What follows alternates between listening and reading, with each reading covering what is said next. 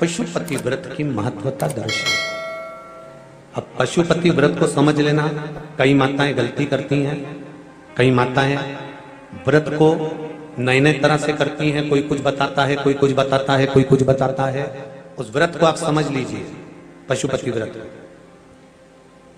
पशुपति व्रत 5 सोमवार का होता है। कितने सोमवार होते हैं अच्छे से समझ लेना। 5 सोमवार का व्रत है। आज अष्टमी का दिन आप लोग अच्छे से समझ लोगे तो आपको फिर कोई ये नहीं होगा कि मैंने व्रत करा और मेरा काम क्यों नहीं हुआ। उसमें अपने को अपनी गलती छांटना है कि गलती कहां हो रही। पशुपति व्रत 5 सोमवार का होता है। बीच में किसी सोमवार पर यदि एकादशी पड़ जाए या कोई तीज पड़ गई या कोई त्योहार पड़ गया, कोई नवरात्रि का व्रत कर रहे हो या कोई त्योहार का व्रत कर रहे हो या कोई तिथि का व्रत कर रहे हो और उस दिन सोमवार पड़ गया, अब आपने विचार करा कि मेरा पशुपति का भी व्रत है और साथ में तीज का भी व्रत है, तो कौन सा व्रत करूं मैं। तो उस समय पर आपको पशुपति व्रत छोड़ देना चाहिए। फिर आप तीज का व्रत कर लो या चतुर्थी का करती हो तो चतुर्थी का करो, छठ का करती हो तो छठ का करो, नवरात्र के व्रत करती हो तो नवरात्र के करो। 5 व्रत पशुपति होते हैं। व्रत करने के लिए जब आप निश्चित करें कि मुझे इस सोमवार से पशुपतिनाथ के व्रत करना है, जीजियों भाइयों ध्यान रखना, उस दिन सुबह स्नान करने के बाद में बड़े प्रेम से पूजन की थाली लगा लो। उसमें चंदन, अबीर, गुलाल, जो भी आप रखना चाहें, रौली, चावल, मूली, जनेऊ, पंचामृत, चाहो तो अलग अलग ले जाओ, चाहो तो एक साथ मिलाकर ले जाओ। भगवान शंकर की पूजन करो सुबह के समय पर और शिव जी का पूजन कर कर, आराधना कर कर भगवान शंकर से प्रार्थना करो, हे शिव जी, हे ओगरदानी, हे त्रिकालदर्शी, हे कैलाशी, अविनाशी, आज से मैंने पशुपति व्रत प्रारंभ करे। बाबा मेरा ये व्रत इस कार्य के लिए मैं कर रही हूं, आप स्वीकार करना। बाबा को निवेदन करना। पूजन का सामान थाली में उतना लेकर जाना कि सुबह भी काम आ जाए और शाम को भी काम आ जाए। अलग से पूजन का साहित्य में शाम को अलग से नहीं रखना। थाली में उतना ही रख के ले जाओ जितना सुबह भी काम आए और शाम को भी काम। बाबा को निवेदन कर कर पूजा की थाली वापस ले आओ। शाम के समय पर घर में मीठा बनाओ, 6 दिए रखो थाली के अंदर घी के, और दिए रखकर मीठा ले जाकर मंदिर में पूजन करो। शाम को स्नान कराने की जरूरत नहीं, पंचामृत स्नान की जरूरत नहीं है। शाम को तो केवल जल का छींटा दे दो, पंचामृत का छींटा दे दो। बाबा की पूजन करो।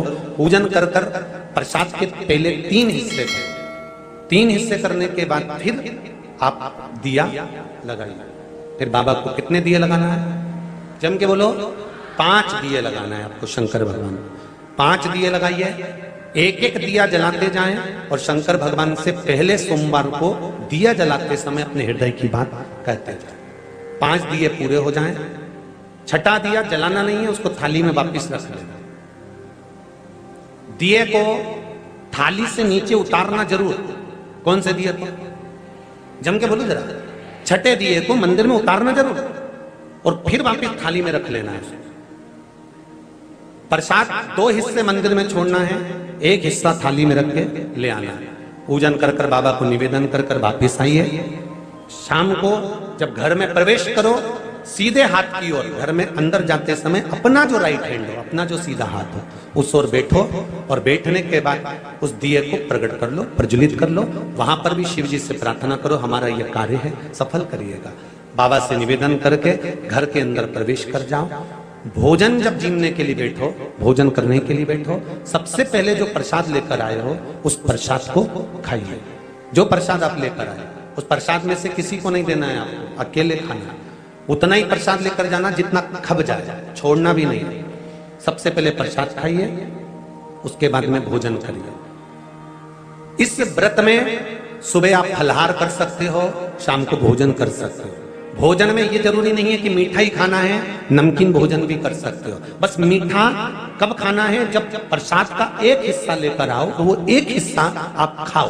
उसके बाद में जब भोजन करो तो नमक का करो, कोई मना नहीं, मिर्ची का करो, पर उसमें दिखावा ना करो। और भोजन करें। ऐसे 5वां जब सोमवार आ जाए, बीच में अगर कोई सोमवार छूट भी जाए तो व्रत करना, पूजन मत करना। कोई रजो धर्म आ गया, रजस वाला धर्म आ गया, कोई कार्य आ गया तो उसमें पूजन करना, पूजन नहीं करना है, उसमें व्रत जरूर करना। और जब 5वां व्रत रहे, और 5वां व्रत जब रहे तो उस 5वें व्रत में जब सुबह पूजन कर आओ, शाम को पूजन करो, तो शाम को भगवान पर 108 या तो चावल के दाने, मूंग के दाने, या बेलपत्र, या फूल की पत्ती, जो भी 108 चढ़ा सकते हो भगवान को चढ़ाकर एक श्रीफल 11 रुपए उस पर रखकर शिव जी से निवेदन कर कर घर पर आ जाइए, दिया लगाइए और बाबा से निवेदन कर कर प्रसाद पाइए। अगर नियम से कर लिया तो मेरा विश्वास कहता है 5 सोमवार के अंदर ही आपका काम हो जाएगा, 5वें तक पहुंचोगे। ये शिव कृपा। श्री शिवाय नमस्तुभ्यम, हर हर महादेव, जय महाकाल। मित्रों, आज के इस वीडियो में गुरुजी ने पशुपति व्रत की संपूर्ण विधि बताई। अगर आपने यहाँ तक वीडियो देखा है तो आप अच्छी तरह से समझ गए होंगे कि आपको पशुपति व्रत कैसे करना चाहिए और इसके व्रत के करने से क्या फल आपको मिलता है। पशुपति व्रत बहुत ही चमत्कारी व्रत है। यह व्रत करने से आपकी हर मनोकामना पूरी होती है, चाहे आपकी नौकरी से संबंधित मनोकामना हो, चाहे आपके बच्चों की शादी से संबंधित मनोकामना हो, चाहे आपकी व्यापार से संबंधित मनोकामना हो, चाहे आपकी किसी रोग से संबंधित मनोकामना हो, किसी भी प्रकार की अगर आपकी मनोकामना है तो पशुपति व्रत करने से अवश्य पूरी होती है। पर यह व्रत आपको पूरा नियम से करना होता है। अगर हम एक भी गलती कर देते हैं तो इस व्रत का फल हमें नहीं मिलता। इसलिए जब भी आप पशुपति व्रत करें तो सबसे पहले अच्छी तरह से समझ लें कि आपको कैसे ये व्रत करना है। पशुपति व्रत आपको 5 सोमवार करना होता है।